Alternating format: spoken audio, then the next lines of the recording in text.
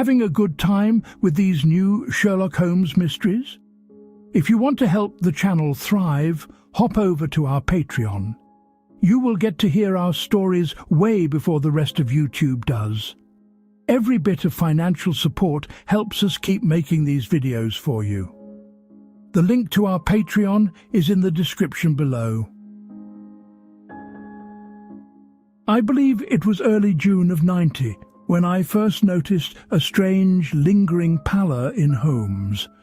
For a man of his ascetic yet robust constitution, such profound weariness was alarming. Upon his return to Baker Street, he had immediately collapsed into a death-like sleep lasting 36 hours, broken only by occasional feverish muttering. When his eyes finally fluttered open, he was a gaunt, trembling shadow of himself. He bore the haunted look of a man who had spent too long peering into the abyss. He had been missing for nearly a month. A handful of cryptic telegrams had assured me he was still alive, yet they offered absolutely no clue regarding his extraordinary undertaking. "Watson," he murmured one evening, his voice as thin as dry parchment. "The lengths to which human avarice drives an ingenious mind are truly staggering. The sheer, bone-wearing toil required to unravel Baron Maupertuis and his Netherland-Sumatra company. It nearly cost me everything." He rarely spoke of the matter again, yet the memory of what he called his colossal scheme lingered. It stands as a testament to both his remarkable endurance and the boundless depravity of certain men.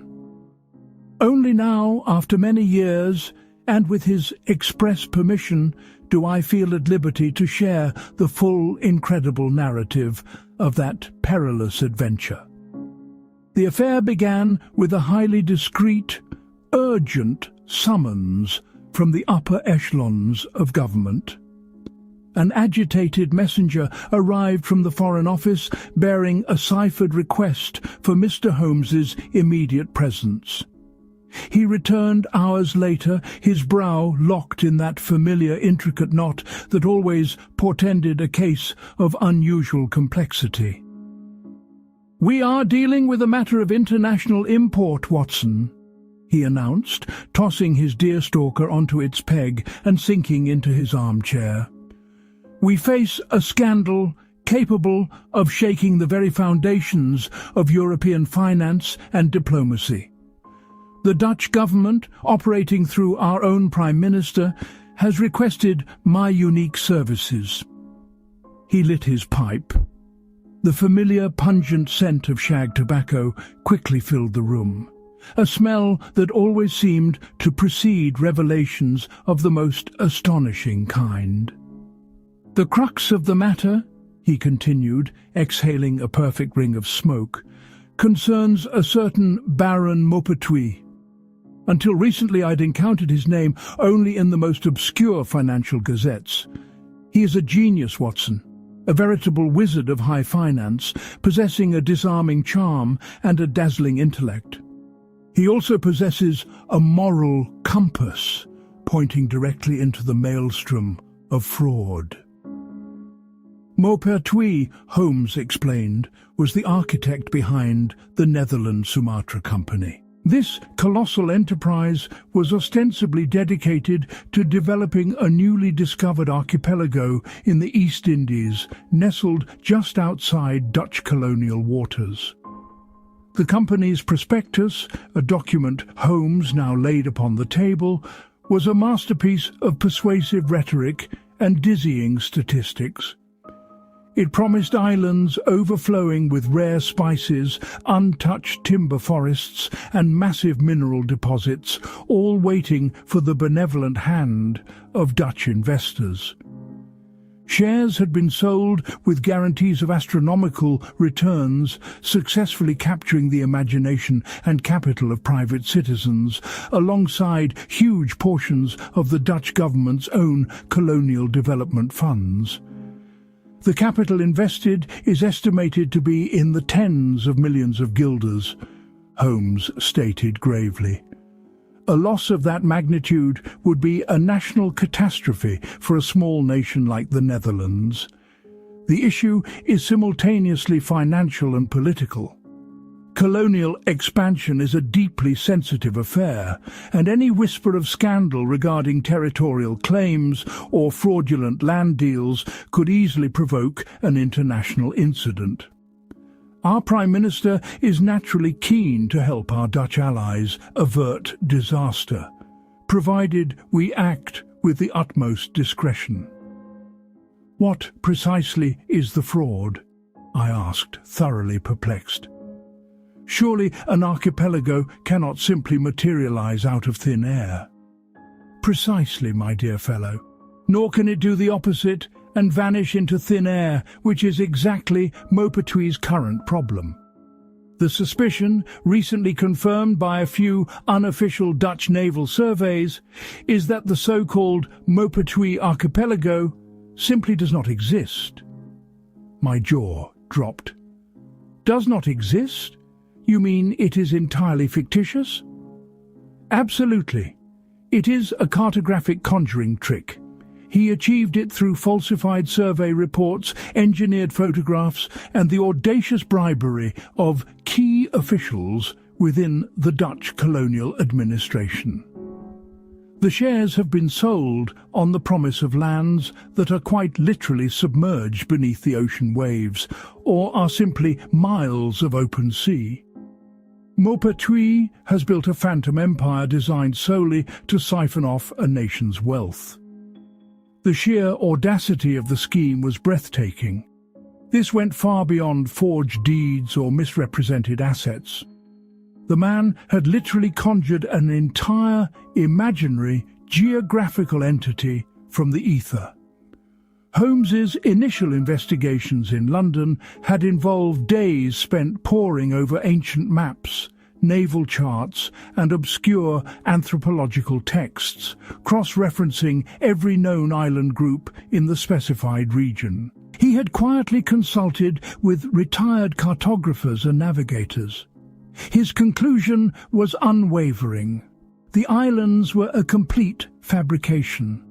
The challenge, however, was immense. Maupertuis was a man of profound foresight. He had ensured that every transaction and every shred of proof regarding the archipelago was meticulously documented and widely circulated. The initial explorers, the surveyors, the first settlers, they were all phantoms, their reports fabricated with a devilish ingenuity that easily defied casual scrutiny.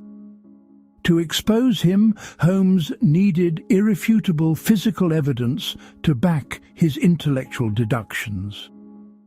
The difficulty, Holmes explained, pacing the rug with restless energy, is that having established this phantom empire, Maupertuis now needs to account for the physical presence of his company in the real world. His next move is to launch a series of development expeditions.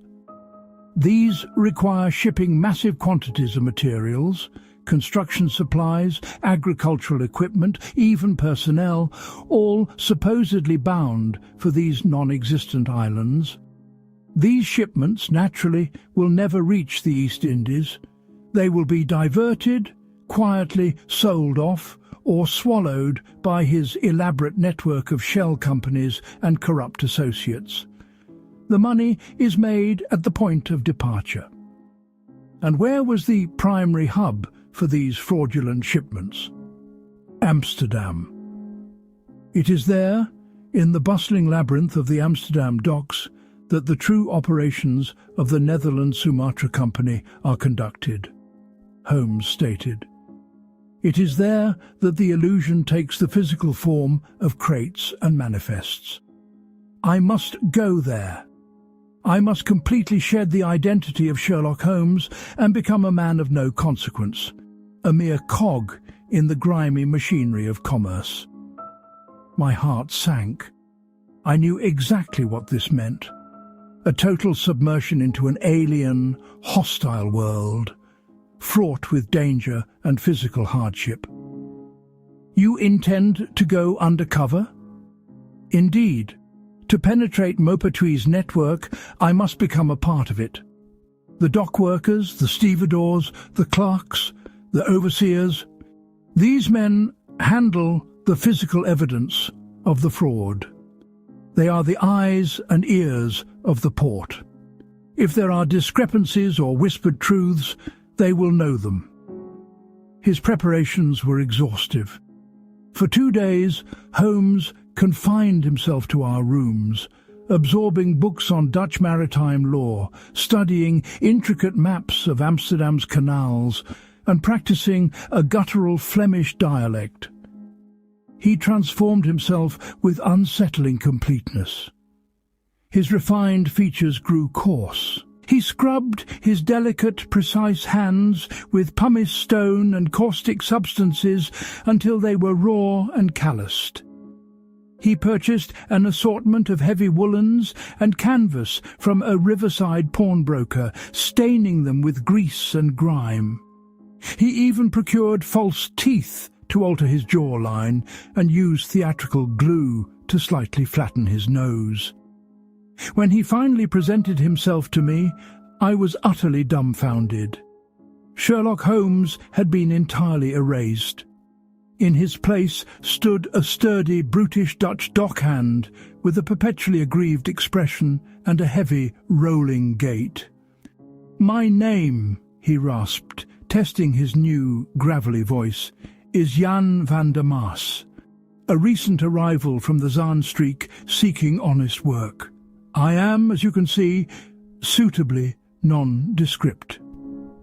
He departed under the cover of darkness. He estimated he would need 3 weeks. 3 weeks of back-breaking labour, constant vigilance, and the ever-present threat of a knife in the ribs should he be exposed. I knew his dedication, yet I could scarcely fathom the toll such an ordeal would exact, especially with the sweltering European summer rapidly approaching. The first week of his absence brought complete silence. I busied myself with my medical practice, though my mind continually drifted back to the bustling quays of Amsterdam. Finally, a terse telegram arrived. "Progress slow but certain. Conditions arduous. Do not communicate." A spark of relief mingled with my anxiety. The second week brought another brief message. "Network intricate. Labour debilitating. Heat oppressive. Maintain silence." That word, debilitating, struck a chord of deep apprehension. Holmes possessed an iron constitution. For him to use such a term was genuinely alarming. I pictured him hauling heavy crates and loading ships under the punishing June sun. This was a grueling test of raw physical endurance. Maupertuis was ruthless and possessed vast resources. He would undoubtedly have his own network of spies monitoring the docks. Any probing question could easily be fatal. Holmes's survival depended entirely on absolute anonymity. His letters finally began to arrive in the third week, addressed to a fictitious academic at a London university and detailing migratory bird patterns. Between the lines, using our predetermined cipher, Holmes wove a complex narrative of his discoveries. As Jan van der Maas, he had secured a position with a small, seemingly independent shipping agent that frequently handled consignments for the Netherland-Sumatra company. The work was brutal. He spent 12 to 14 hours a day lifting heavy crates of building materials. His hands were bleeding, his back aching, his muscles trembling from the unaccustomed strain. The heavy woolens of his disguise were suffocating in the unseasonably warm June weather. The food was practically inedible, and sleep was a rare luxury in a crowded, noisy bunkhouse. Yet amidst this physical torment, Holmes's mind remained razor-sharp. He detailed the patterns of the dock, the hierarchy of the foremen, and the whispers passing between the men. Crates marked for the Maupertuis archipelago were handled with suspicious haste, bypassing standard customs checks entirely. He befriended a few of the more garrulous older workers, subtly stoking their complaints about shipments that seemed to simply vanish into the ether. He uncovered the Phantom Fleet, a small group of older, disreputable cargo vessels purchased by Maupertuis through proxies. These ships would leave Amsterdam bound for the East Indies, only to sail a short distance, offload their cargo at obscure Mediterranean ports, and return empty weeks ahead of schedule. The captains and crews were handsomely bribed for their silence. The financial ledgers were then doctored to record the successful delivery of goods, triggering massive payments to Maupertuis' shell corporations. The genius of Maupertuis was staggering. The falsified surveys were just the foundation. These development expeditions were the ongoing engine of the fraud. Holmes observed colonial officials deriving their authority less from the government and more from discreet, heavy envelopes slipped into their hands by Maupertuis' lieutenants. Holmes's physical state, however, was rapidly deteriorating.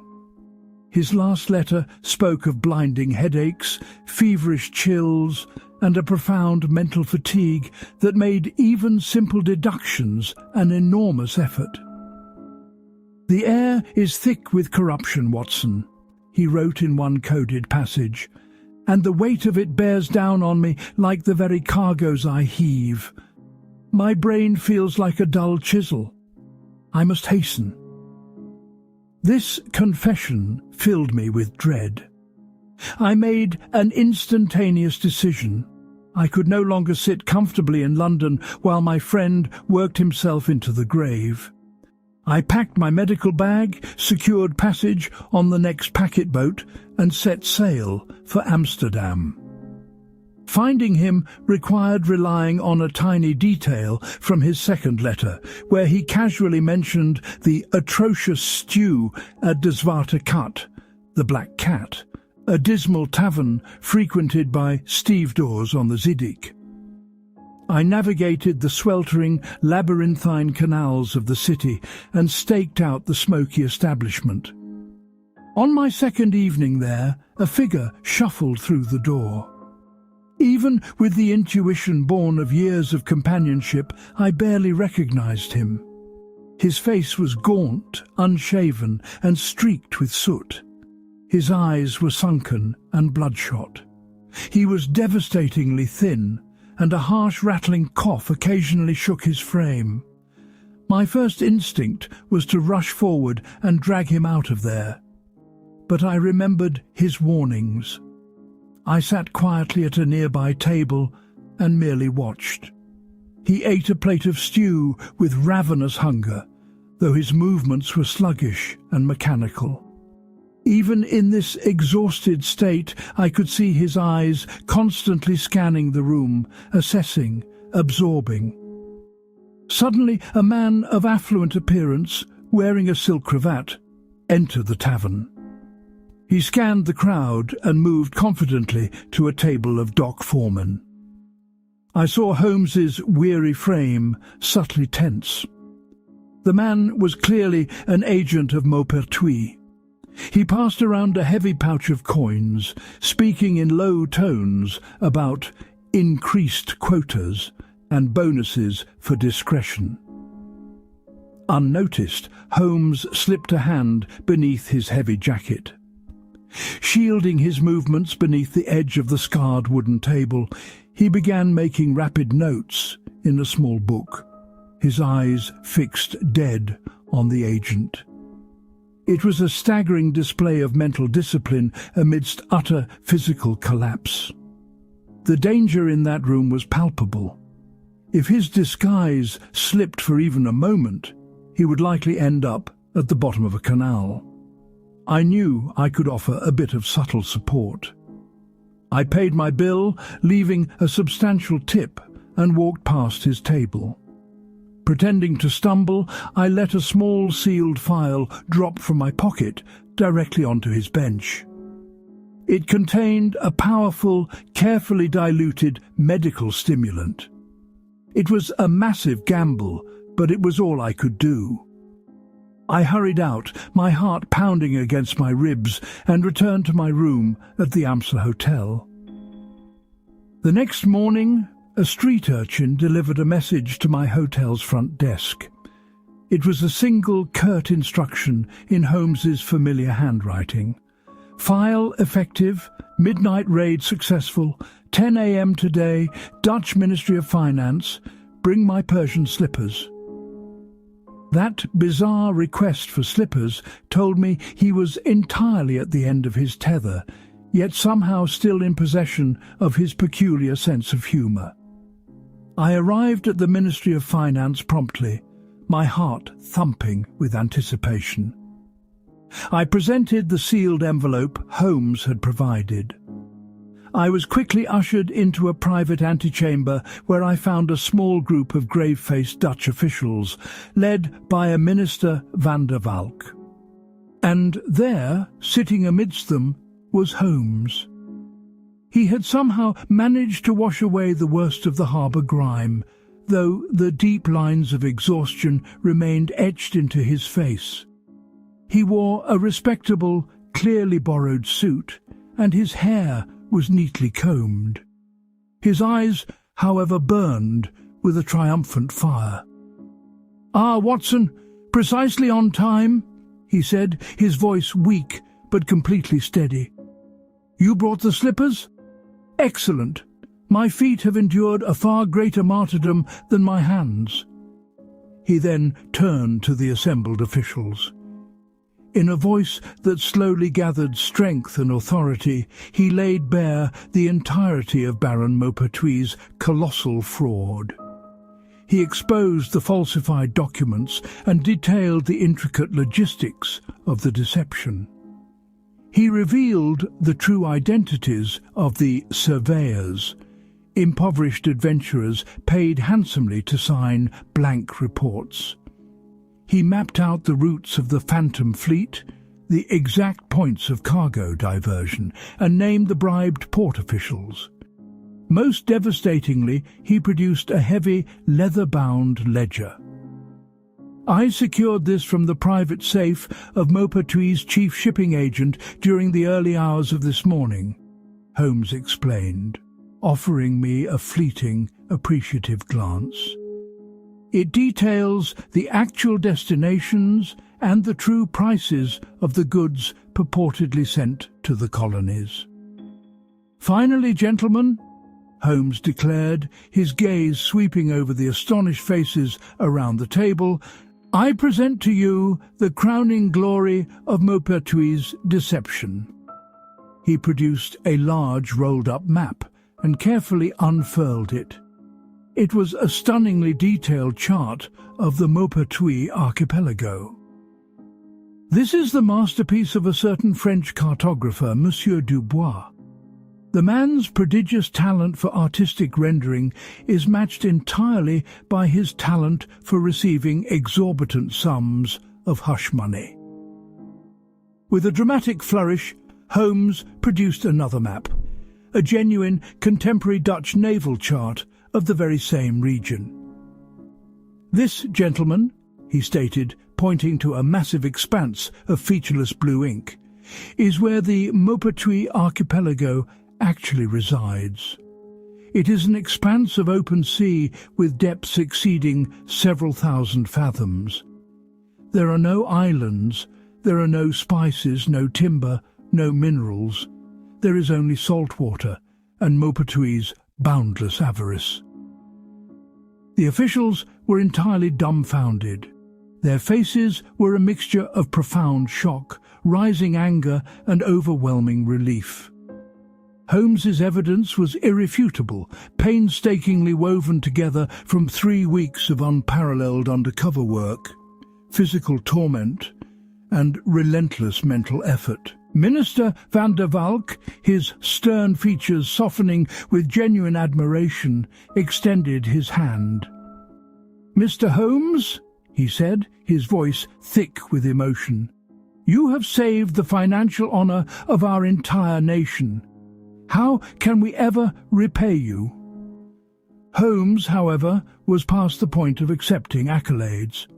His eyes were drifting shut, his body swaying slightly in his chair. "A bed, Minister," he murmured.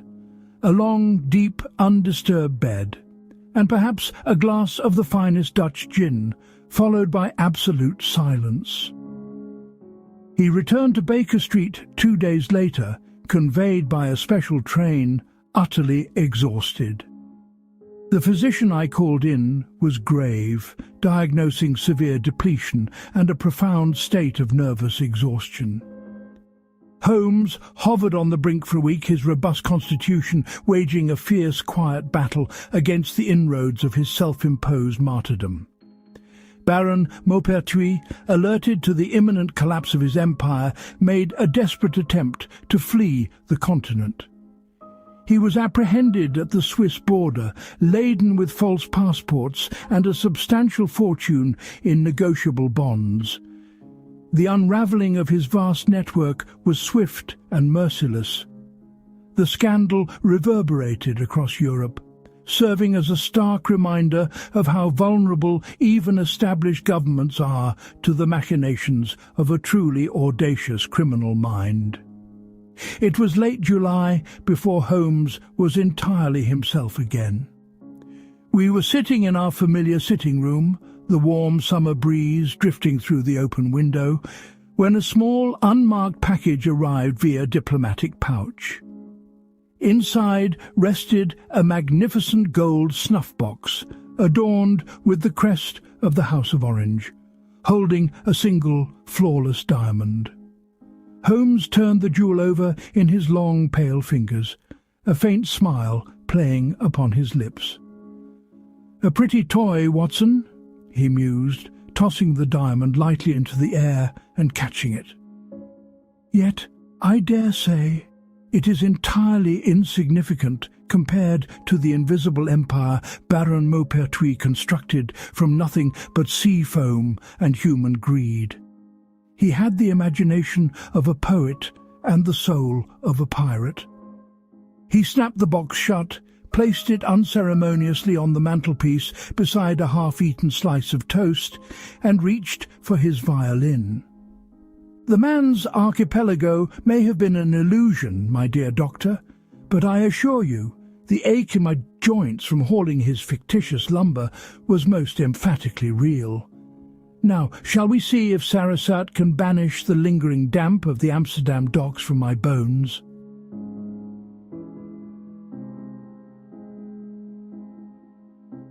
Want to unlock the next story early? Do not forget to check out our Patreon using the link below.